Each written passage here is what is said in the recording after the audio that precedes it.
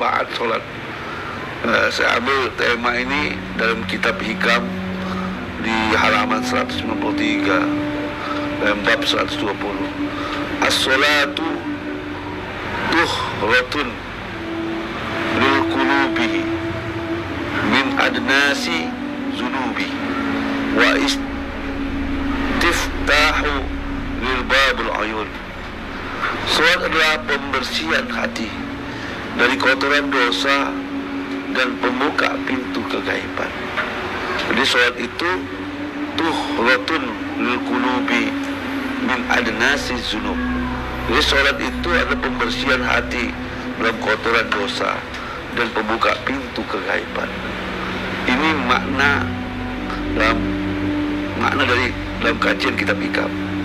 Salat yang sesungguhnya, salat sesungguhnya ialah yang menjadi pembersih hati dari pengaruh dan kotoran duniawi dan dosa, serta sifat-sifat lain yang menjauhkan pelakuan dari pandangan kepada Tuhan yang Maha Perkasa. Salat juga merupakan pembuka pintu sesuatu yang tak pernah kamu miliki, yaitu pintu berupa makrifat dan rahasia ilahi. Makrifat dan rahasia ilahi ini umpamanya dengan harta karun yang tertutup rapat. Jika hati sudah dibersihkan, tutupannya akan diangkat sehingga ia bisa melihat rahasia gaib yang tak bisa kau dilihatkannya. Sahabat-sahabat Facebook ya, dimanapun kita berada, manfaat dari salat dalam kajian kitab Hikam malam hari ini ada dua hal. Satu, salat itu adalah pembersih hati dari kotoran duniawi dan dosa seperti sifat-sifat lain. Yang kedua, salat itu ialah membuka pintu gaib, pintu makrifat. Diibaratkan sebuah harta karun, dan harta karun itu tidak bisa dibuka, tapi dengan melalui salat, dengan membersihkan hati kita, maka harta karun yang tertutup itu akan terbuka. Ini sebuah perumpamaan. Sahabat-sahabat Facebook ya, dimanapun kita berada, di dalam kitab Al-Hikam ini, kalau kita pahami manfaat salat bukan didefinisikan sembahyang atau ruku dan sujud, atau dalam ilmu fikih salat itu ialah wa awalu takbir wa akhir salam. Salat itu ialah diawali takbir dan diakhiri salam. Kita akan tidak membedah itu atau tidak membahas itu dalam kajian-kajian fikih, baik fikih Islam, baik fikih sunnah maupun fikih dari kalangan empat mazhab, Imam Syafi'i, Imam Malik, Imam Hanafi dan Hambali. Sahabat-sahabat ya, pembicaraan saya di sini yaitu bukan pembicaraan ilmu fikih, tapi hakikat makna salat itu. Kalau saya ambil di malam hari ini, salat itu ada dua. Satu yaitu as-salatu zuhratul lil qulubi min adnasi lizunubi. Salat adalah pembersih hati dari kotoran dosa.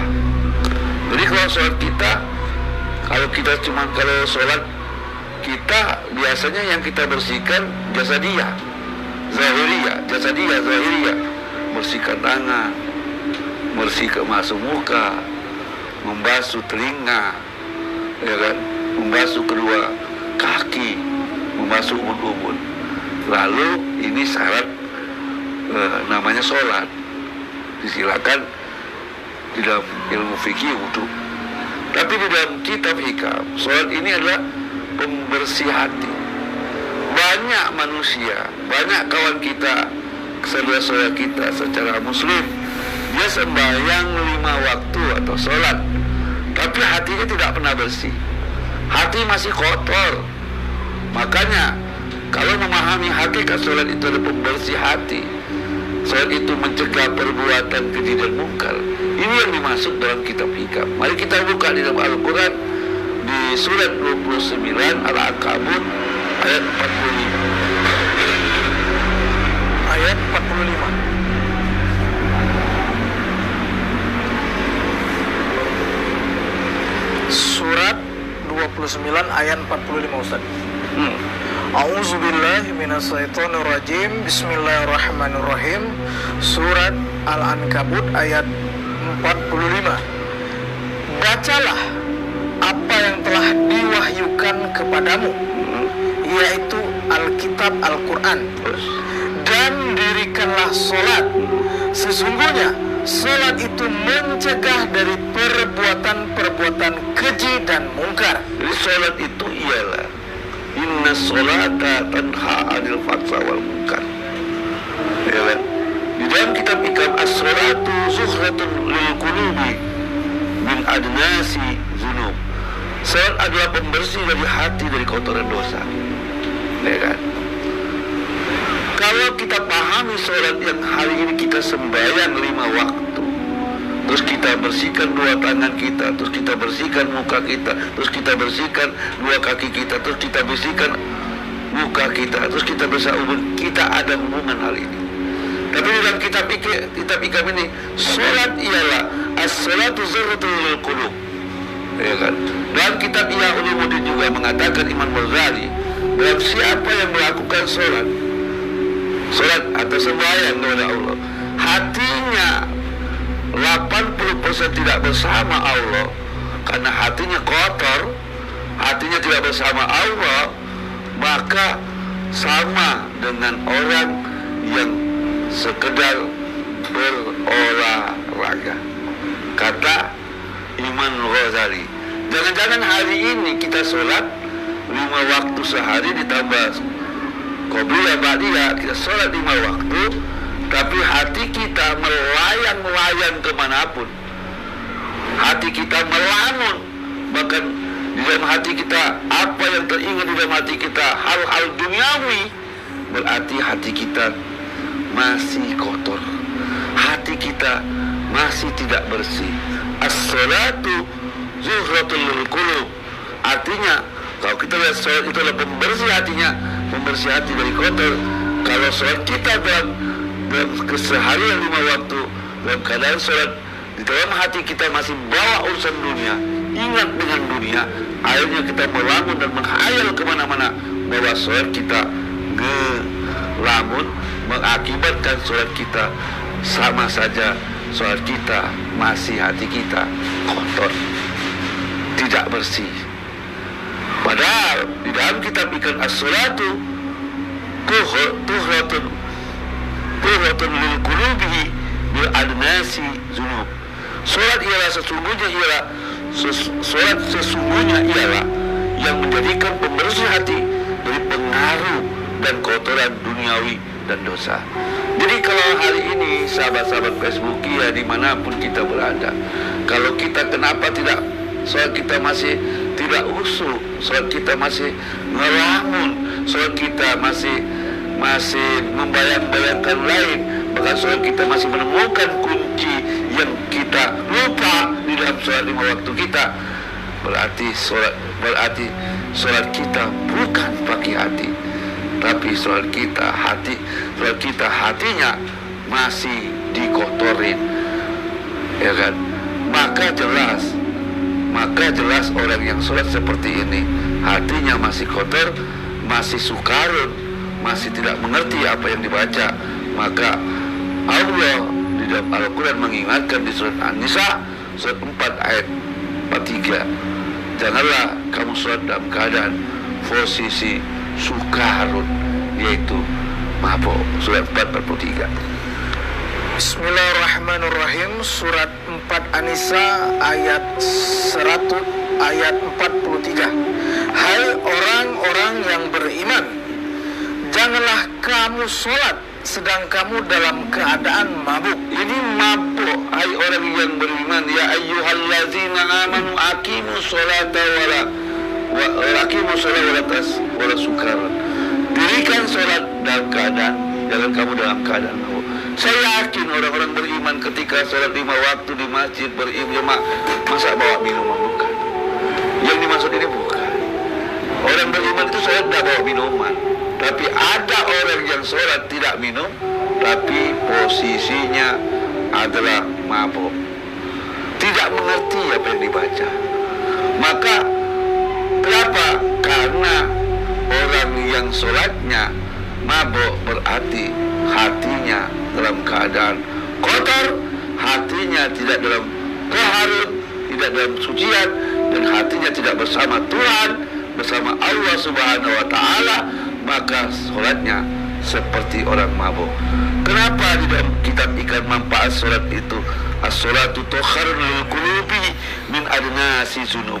Sholat itu adalah pembersihan hati dari kotoran, dosa dan dosa. Artinya jangan-jangan kita sholat 5 waktu bertahun-tahun, tapi hati kita tidak bersih, hati kita masih kotor, maka jangan heran kalau sholat kita masih bawaan ngelamun, sholat kita hanya sebatas olahraga. Benar dalam kitab Ya Ulumuddin, barang siapa yang melakukan sholat hatinya kotor, hatinya masih tidak bersih, hatinya tidak bersama Allah, hatinya masih bersama dengan hal-hal duniawi dalam hatinya, maka sholatnya tak lebih lain daripada olahraga, kata Imam Ghazali. Sahabat-sahabat Facebookia dimanapun kita berada, maka sholat itu sangatlah penting. Kenapa? Karena sholat adalah pembersih hati. Ketika hakikat dari makna sholat sesungguhnya adalah menjadikan pembersih hati kita dipengaruhi kotoran. Setiap orang yang sholat sebenarnya yang hatinya bersih dan suci, tentu hatinya selalu berpaut dengan Tuhan dan berpaut dengan Allah. Karena Allah lebih mengetahui bisikan hati kita. 50 Qaf ayat 16. Bismillahirrahmanirrahim. Surat 50 Qaf ayat 16. Dan sesungguhnya kami telah menciptakan manusia dan mengetahui apa yang dibisikkan oleh hatinya, dan kami lebih dekat kepadanya daripada urat lehernya. Jadi Tuhan itu lebih dekat dari mengetahui bisikan hati, lebih dekat dari urat leher.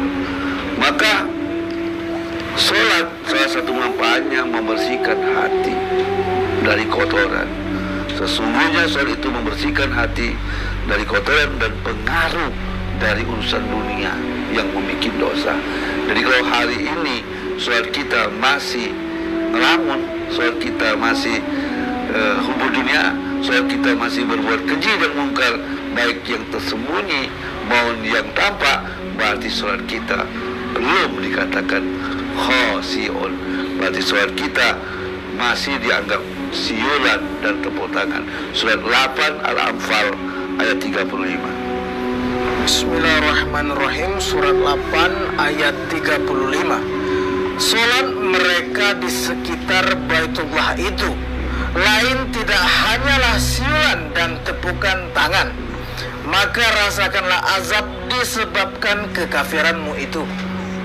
Jadi ada orang sholat di surat Al-Anfal ayat 35 yang dibilang oleh Allah, sholat mereka tidak lain hanyalah siulan dan tepuk tangan dan diazab. Artinya sholat dia tidak ngerti dan tidak paham, dan akhirnya sholat dia sama seperti orang yang bermain suling, terus dia bersuling, akhirnya kambingnya tidak keluar, ya. Atau sama dengan seorang yang bertepuk tangan ketika orang main bola kaki, ketika bola itu masuk dia bertepuk tangan. Dengan sholat kita masih begitu. Nah, salah satu manfaat, artinya salah satu manfaat sholat itu membersihkan hati dari kotoran atau membersihkan bisikan-bisikan duniawi. Ini yang kedua, manfaat daripada sholat ialah, ya kan, wa istiftahu lil babil ghuyub, wa iftitahu lil babil ghuyub. Sholat juga merupakan pembuka pintu sesuatu yang tak pernah kau miliki, yaitu merupakan makrifat dan rahasia ilahi. Makrifat dan rahasia ilahi ini diumpamakan dengan harta karun yang tertutup rapat. Jika hatimu sudah dibersihkan, tutupnya akan diangkat akan diangkat sehingga yang bisa melihat rahasia-rahasia gaib yaitu tak bisa dilihatnya. Jadi salah satu manfaat sholat yaitu wa istakhriril babil uyub, artinya membuka pintu rahasia gaib, rahasia Tuhan. Salah satunya sholat membuka rahasia makrifat atau rahasia ilahi. Di mana makanya sholat yang seperti ini, bagaimana Rasulullah SAW ya kan, ketika dia mi'raj naik ke atas ya kan, maka dapat dia bertemu dengan Tuhan. Makanya salah satu untuk ilqa'u Rabbi, ketemu dengan Tuhan, ketemu ilahi Rabbi yang selama ini tidak pernah ketemu, salah satunya pintu sholat, salah satu membuka pintu makrifat dan pintu rahasia ilahi. Mari kita buka di dalam Al-Quran surat 2 Al-Baqarah ayat 45 dan 46. Bismillahirrahmanirrahim. Surat Al-Baqarah ayat 45. Dan mintalah pertolongan kepada Allah dengan sabar dan sholat, dan sesungguhnya yang demikian itu sungguh berat kecuali bagi orang-orang yang khusyuk. Jadi orang yang khusyuk itu, orang yang sholat itu berat kecuali orang yang khusyuk. Khusyuk itu takut. Kenapa? Sholat itu berat karena kecuali orang yang khusyuk. Karena orang yang khusyuk itu orang yang khusyuk itu pasti ketemu Tuhan. Ketemu, terbuka tabir rahasia ilahi, terbuka ma'rifatullah. Maka 46-nya coba baca. Yaitu orang-orang yang meyakini bahwa mereka akan menemui Tuhannya dan bahwa mereka akan kembali kepadanya. Jadi orang yang salah satu rahasia sholat manfaatnya yaitu membuka tabir gaib, yaitu wa istiqtahu lil babil uyub, membuka pintu kegaiban atau pintu ma'rifat atau rahasia ilahi. Nah, salah satu orang yang sholatnya tembus, maka dia mengenal Tuhan, dibukakan rahasia, diumpamakan seperti harta karun yang selama ini harta karun itu tertutup. Ketika hatinya bersih, maka terbukalah harta karun itu, dan harta karun itu terangkat dan terlihat. Kenapa saya umpamakan harta karun?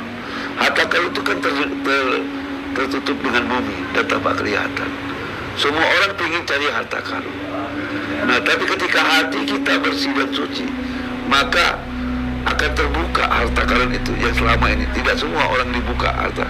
Nah, di dalam harta karun itu akan ngangkat kelihatan. Itulah makna dari hakikat dari makna sholat itu, membuka babul uyub atau membuka rahasia gaib. Salah satunya ma'rifatullah dan rahasia ilahi. Nah, artinya orang yang sholat ini salah satu medianya. Maka dalam satu riwayat mengatakan as-sholatul mi'rajul mu'min, sholat itu mi'raj, naik ke atas. Maka sholat itu berat sebenarnya. Kenapa? Karena untuk menemukan sholat yang sejati, dia harus modalnya satu, yaitu takwa, dua, berbuat baik, yang ketiga beriman. Salah satunya ya kan, untuk mendapatkan sholat yang ciri yang di dalam kitab hikam ini, pertama kita harus modalnya adalah takwa. Mari kita lihat di dalam Al-Quran surat 2 Al-Baqarah ayat 1, 2, dan 3. Bismillahirrahmanirrahim. Surat 2 Al-Baqarah ayat 1 sampai 3. Alif Lam Mim. Kitab Al-Quran ini tidak ada keraguan padanya, petunjuk bagi mereka yang bertakwa, yaitu mereka yang beriman kepada yang gaib. Jadi orang yang bertakwa itu dibukakan kitab sebagai petunjuk. Ciri orang yang bertakwa beriman dengan yang gaib. Kenapa dia beriman dengan gaib? Karena orang takwa itu dibuka petunjuknya. Terus yang mendirikan sholat. Ini yang kedua, orang yang bertakwa itu mendirikan sholat. Arti kedudukan ini lebih tinggi adalah sholat daripada takwa. Untuk mendapatkan sholat yang disampaikan dalam kitab Hikam, salah satunya adalah kita harus bertakwa. Kalau kita belum bertakwa haqqa tuqati, takwa sebenar-benarnya, maka tidak akan mendapatkan solat yang sebenarnya. Kenapa? Karena solat yang sebenarnya, untuk mendapatkan solat yang sebenarnya, yaitu salah satunya solat membersihkan tutahharul qulub min adnasil zunub wa istibdalul babil ayub, salah satunya modalnya takwa. Bagaimana orang yang solat di hatinya menjadi bersih? Karena untuk membersihkan hati bukan di solatnya, tapi membersihkan hati adalah ketakwaan. Maka ciri orang yang bertakwa alladzina yu'minuna bil ghaib wa yuqimuna sholat. Kenapa? Untuk sampai mendirikan sholat, yaitu harus modalnya takwa, karena takwa adalah alat untuk membersihkan hati, ya kan? Jadi kalau kita bertakwa, benar-benar takwa, maka kita akan tembus sholat sebenarnya, yaitu karena sholat untuk membersihkan hati. Nah, cara membersihkan hati itu adalah takwa. Makanya salah satu takwa dan beriman modal awal untuk melakukan sholat. Surat 8 Al-Anfal ayat 29. Bismillahirrahmanirrahim. Surat 8 ayat 29. Hai orang-orang yang beriman, jika kamu bertakwa kepada Allah, niscaya Dia akan memberikan kepadamu furqan. Jika kamu bertakwa kepada Allah, Allah berikan furqan. Jika kamu bertakwa terus, dan menghapuskan segala kesalahan-kesalahanmu. kalau takwanya sudah diampuni dosa-dosanya, bersih terus. Dan mengampuni dosa-dosamu. Mengampuni dosa-dosanya terus. Dan Allah mempunyai karunia yang besar. Salah satu karunia yang besar, karena dia bertakwa, diberikan furqan, diampuni dosa-dosanya, dijauhkan kesalahan-kesalahannya. Maka solat itu adalah salah satunya menyuci. Qad aflaha man zakaha. Allah mengilhami orang yang bertakwa. Allah mengilhami jiwa yang takwa. Dan beruntunglah orang yang bertakwa itu. Wa zakkaha, mensucikan. Makanya solat rohatun lil qulubi min alnati zunub. Solat itu adalah pembersih hati dari kotoran dosa. Maksudnya kedudukan solat itu salah satunya harus syaratnya bersih hati. Makanya di dalam surat 2 Al-Baqarah 1-3 tadi, alif lam zalikal kitabul la raiba fihi hudal lil muttaqin. Kitab ini tidak ada keraguan, petunjuk bagi orang yang bertakwa. Apa itu orang tua? Allazina yu'minuna bil ghaib, dibuka rahasia gaib, wa aqimus shalah. Maka ciri yang kedua orang yang bertakwa, mendirikan sholat. Kenapa didirikan sholat? Karena sholat adalah pintu makrifat. Karena sholat adalah pintu rahasia ilahi. Nah, karena sholat adalah adalah hakikat sholat itu adalah pembersihan hatinya. Nah, dengan ketakwaan membersihkan hati, dan dia bersama Tuhan. Karena Allah bersama orang yang bertakwa. Maka ketika dia sholat, dia orang takwa tadi bersama Tuhan, tidak ngelamun. Maka yang dimaksud dalam kitab manfaat sholat, dalam sholat itu salah satunya sholat itu tohatul qulub, membersihkan hati, yaitu minal adnasi zunub, yaitu membersihkan dosa-dosa. Sholat itu salah satunya untuk membersihkan sholat itu, membersihkan dosa, hati itu bersih karena salah satunya takwa, ya kan? Yang kedua, ya kan, syarat untuk sholat itu sebagai membersihkan hati, menghapus dosa, membuka ma'rifatullah, membuka rahasia ilahi. Salah satunya selain takwa, berbuat baik, ya kan? 31 Luqman ayat 1-3. Bismillahirrahmanirrahim. Surat 31 Luqman ayat 1-3. Alif lam mim. Inilah ayat-ayat Al-Quran yang mengandung hikmat, menjadi petunjuk dan rahmat bagi orang-orang yang berbuat kebaikan. Terus, yaitu orang-orang yang mendirikan sholat. ciri orang berbuat baik al-muhsinin alladzina yuqimuna sholat. Jadi syarat untuk mendirikan sholat adalah berbuat baik. Muhsinin. Kalau kita terus sholat belum berbuat baik, tidak akan sholat kita yang ada ngelamun. Sholat kita yang ada namanya kotoran-kotoran dunia masih membisikin. Maka untuk mendapatkan sholat sebenar-benarnya, satu harus takwa, dua harus berbuat baik. Maka ciri orang yang berbuat baik salah satunya hakimus sholat, mendirikan sholat. Sudahkah kita lakukan? Terus berbuat baik yang mana? Ini harus berjalan.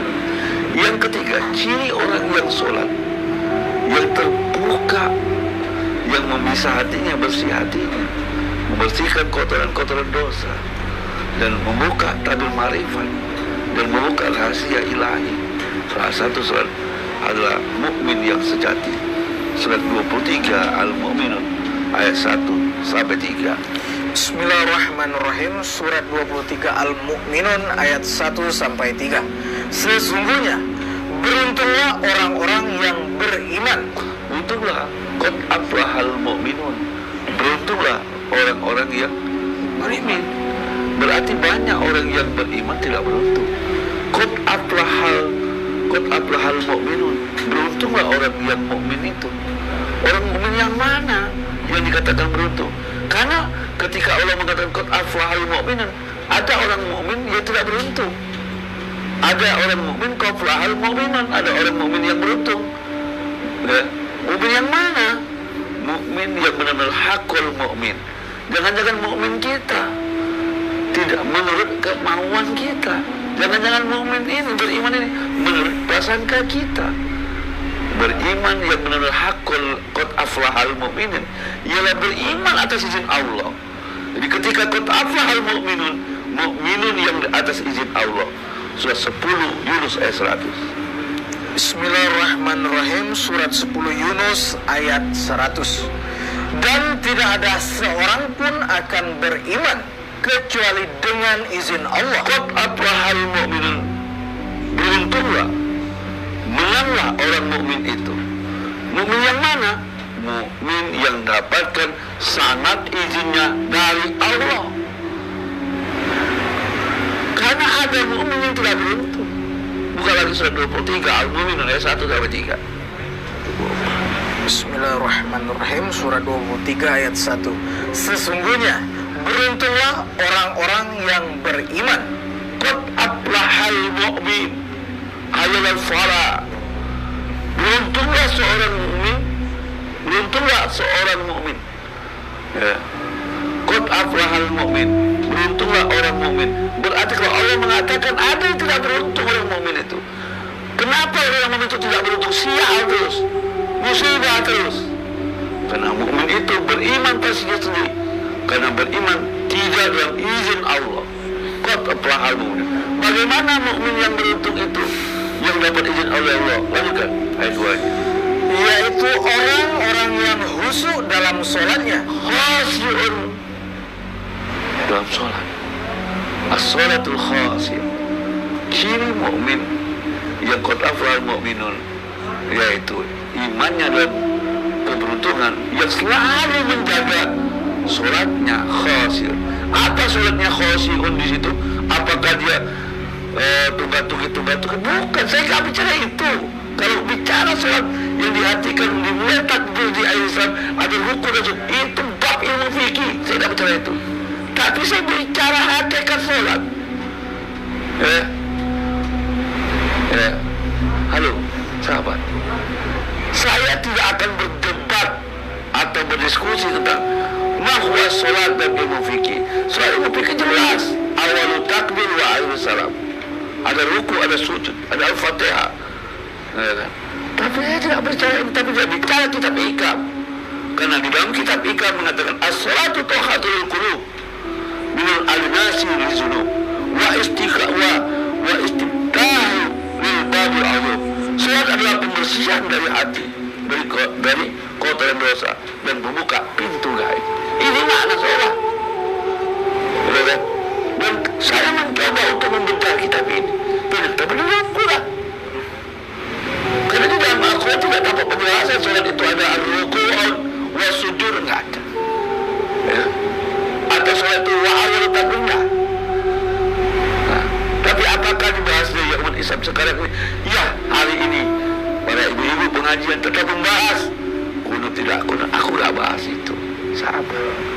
Tapi aku membahas hakikat dari makna sholat. Makanya sholat yang sesungguhnya yang kubicarakan. Sholat yang sesungguhnya ialah menjadikan pembersih hati dari pengaruh kotoran duniawi dan dosa, serta sifat-sifat lain yang menjauhkan perlakuan daripada pandangan kepada Tuhan yang Maha Esa. Hari ini banyak yang sholat, secara syariat, secara fikih, kelakuannya masih ada maling, masih kotor hatinya, masih dengki iri. Tapi dalam kitab ini, inilah sesungguhnya sholat dalam kitab Ikam yang dikarang oleh seorang tasyawuf Ibnu Athaillah. Saya tidak kaitan itu. Saya tidak akan bicara Imam Syafi'i, saya tidak bicara Imam Malik, tapi saya tidak bicara Imam Hanbal, Imam Hanafi, tapi bicara tasawuf, ya kan? Oke, bicara tasawuf. Maka sholat yang dimaksud tadi pembersihan hati. Sholat itu membuka tabir gaib. Mahal. Maka Allah mengatakan sholat itu berat. Maka ciri kot Abraham mukmin, ciri orang mukmin yang benar itu dia menjaga sholat yang khusyuk. Apa sholat khusyuk itu? Ayat 3.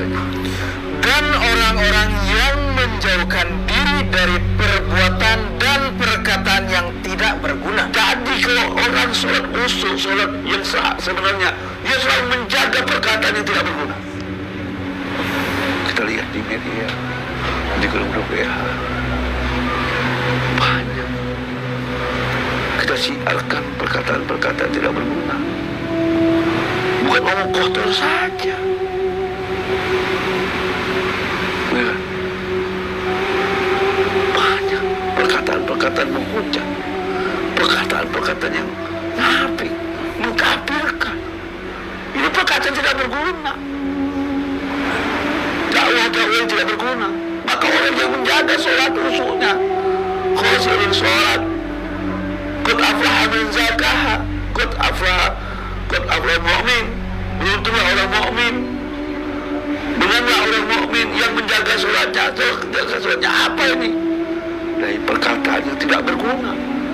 Coba kita lihat perkataan keliaran kemana-mana, dakwah yang tidak berguna, mengomongkan orang, buka aib orang. Ketika diajak diskusi secara benar dan dakwanya diajak diskusi aja benar, baik di dalam grup WA, ya kan? Mungkin saya termasuk pelakon, termasuk saya pelaku menyampaikan dakwah, mungkin termasuk perkataan tidak berguna, tidak manfaat. Kenapa? Ya kan? Karena dakwah kita merasa kita lebih baik, merasa kita benar, ya kan? Merasa kita lebih ini. Berarti sholat kita belum ketemu.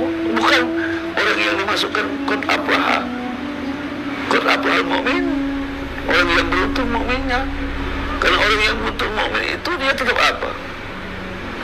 Menjaga sholatnya. Apa sholatnya itu? Menjaga perkataan-perkataan yang tidak berguna. Apa perkataan-perkataan guna? Bukan omong kotor saja. Bisa bukan dakwah-dakwah kita tidak berguna, yang bukan dari haknya dari Allah.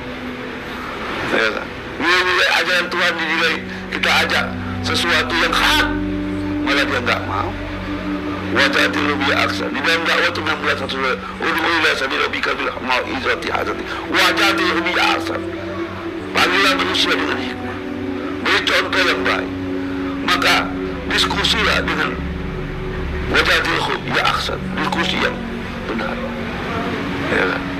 Kalau kita perkataan kita benar dalam aturan-aturan Tuhan dia dijalankan. Sahabat-sahabat, besok ayat 23 Al-Mu'minun 1 mengingatkan saya dalam beberapa bulan ini. Coba baca lagi surat 23 Al-Mu'minun ayat 1 sampai 3 ini mengingatkan saya, ya, belajar saya. Ayat ini kena dengan saya. Dalam 1 bulan ini saya dimimpiin satu ayat ini, mengingatkan masa bulan ini, ya kan, alam mengingatkan saya dalam 1 bulan ini saya didatangin dan diingatkan surah Al-Mu'minun 1 sampai 3. Karena mungkin begitu banyak saya grup pemahaman Quran, pengajian, ya kan? Saya analisis apa benar perkataan saya ini tidak berguna Tuhan, maka saya mencoba untuk yang mengajar, tidak memonopoli, mengajarkan yang hak. Ternyata keluar, ternyata semua grup saya harus keluar yang berkaitan dengan dakwah saya Al-Quran. Ya. Banyak perkataan saya yang tidak benar, perkataan sia-sia, ya kan? Saya keluar. Coba baca seluruh 3 Bismillahirrahmanirrahim. Surat Al-Mu'minun ayat 1 sampai 3. Sesungguhnya beruntunglah orang-orang yang beriman. Saya pikir jadi orang yang beriman beruntung. Qad aflahal mu'min. Maka orang mukmin yang selalu beruntung itu apa sih? Terus yaitu orang-orang yang khusyuk dalam sholatnya. Dia takut putus hubungan dengan Tuhan. Rasulullah pernah putus hubungan dengan Tuhan. Para Nabi pernah diingatkan oleh Tuhan. Orang yang qad aflahal mu'min, dia harus menjaga hubungan. Khosyi'un itu takut hubungan terputus. Bagaimana kalau hubungan kita terputus dengan Allah? Nah, salah satunya hubungan kita terputus. Salah satunya di ayat 3-nya apa? Dan orang-orang yang menjauhkan diri dari perbuatan dan perkataan yang tiada berguna. Kalau perkataan kita, pergaulan kita tidak berguna, ngapain? Ya kan? Ya, dan itu harus kita jauhi. Ya. Saya ingat di dalam Al-Quran yang Rasulullah Muhammad itu bukan bahil dengan gaib, tapi menjaga perkataan yang tidak benar atau perkataan yang mengada-ngada. Ya kan? Ada cerita seseorang bersaya Ustaz Fauzan, ilmunya yang Ustaz Fauzan sampaikan itu seperti berlian, bagus. Yang tahu berlian itu indah, bagus, dan mahal hanya 2. Pertama, orang mengagumi, orang pencinta berlian, dan orang tukang berlian itu sendiri. Tapi ketika berlian itu kamu berikan dengan uang kaca, maka orang tukang kaca itu kata berlian ini seperti kaca. Tentu di tukang kaca itu yang kecil-kecil yang gak berguna. Maka buat orang tukang kaca, berlian itu adalah sesuatu yang tidak berharga. Ini yang menjadi saya paham ilmu yang begitu bagus, ya, pemahaman yang kau dapat bagus, diumpamakan seperti berlian. Ketika kau berikan kepada orang yang tukang berlian, yang tahu tentang berlian, dan juga orang pencinta berlian, dia tahu harga dari berlian itu. Tapi ketika kau bawa berlian yang nilai harganya besar dan kau berikan kepada tukang kaca, maka berlian itu tidak berharga, sama seperti butiran-butiran kaca. Itu yang mengingatkan saya. Itu yang dimaksud qad aflahal mu'min. Maka beruntunglah orang mukmin yang menjaga hubungan dengan Tuhan khusus, takut sholatnya terputus dengan Allah, dan menjaga sesuatu yang tidak berguna dan perkataan yang tidak berguna. Dengan siapa kita berbicara, dengan apa yang kita sampaikan. Maka mencarilah orang-orang yang mencari berlian, orang-orang yang mencari mutiara. Karena orang yang mencari berlian itu tidak banyak. Mencari ilmu Allah itu tidak banyak. Hakikat ilmu Allah itu tidak banyak. Banyak orang mencari ilmu-ilmu yang lain. Itu sahabat-sahabat Facebookia dimanapun kita berada, manfaat dari solat yaitu as-salatu tukharatul qulub min adnasi zunubi wa istiftahu lil babul uyub. Solat adalah pembersih hati dari kotoran dosa dan membuka pintu kegaiban. Solat yang sesungguhnya ialah yang menjadikan pembersihan hati dari pengaruh dan kotoran duniawi dan dosa, serta sifat-sifat lain yang menjauhkan pelakuan dari pandangan kepada Tuhan yang Maha Perkasa. Yang kedua, solat juga merupakan pembuka pintu sesuatu yang tak pernah kau miliki, yaitu berupa ma'rifat dan rahasia-rahasia ilahi. Ma'rifat dan rahasia ilahi diumpamakan seperti harta karun yang tertutup dengan rapat. Jika hati sudah dibersihkan, tutupnya akan diangkat sehingga ia bisa melihat rahasia-rahasia gaib yang tak bisa dilihatnya. Sahabat-sahabat Facebookia dimanapun kita berada di malam yang mulia ini, semoga dengan tema ini manfaat. Ada dua hal, seolah kita lanjutkan di waktu akan datang. As-salatu mahallu madajatul wa ma'adunul musaffa. Salat adalah tempat munajat dan kerinduan di dalam ruang rahasia, meluas dalam cahaya yang bersinar. Ini ke depan. Kalau kita diberi kesempatan oleh Allah, ruang waktu pendengaran penglihatan, karena bulan depan sudah masuk puasa, mungkin acara ojanya itu sore, tapi tidak dalam kajian ma'rifat, tapi kita kajian dalam sahabat-sahabat fasilitator, kawan-kawan yang mau ngisi.